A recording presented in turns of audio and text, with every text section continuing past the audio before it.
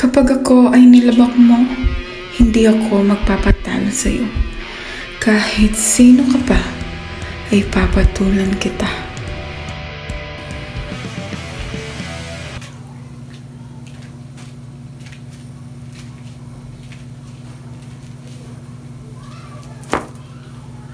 Hay naku, ang dami naman ng mga tao. Ang gugulo. O kayong mga hampas lupang Indyo, hindi ba kayo magbibigay ka lang sa akin?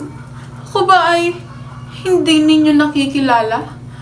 Bueno, ako si Doña Victorina de los Reyes de Espadana. Tignan nyo ang kolorete sa aking mukha.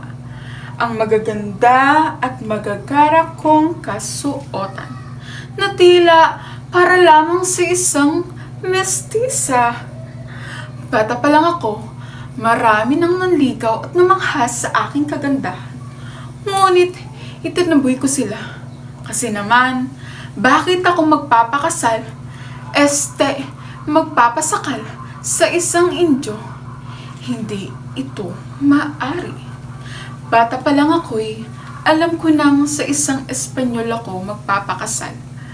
At ito ang aking dream boy, si Don Tiburcio de Espadana.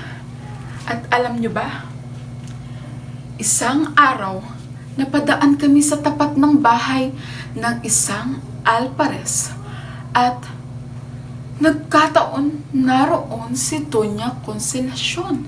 Abay, bigla ba namang sumimangot at tumura sa aking harapan? Napakawalang modo. Kaya ngayon, kanino ba kayo kakampi? Sa akin o kay Consolacion? Ano, sa kanya kayo kakampi? Sige, magsama na kayong pangit at pekes sa impyerno. At kami lang na magaganda ang pupunta sa langit.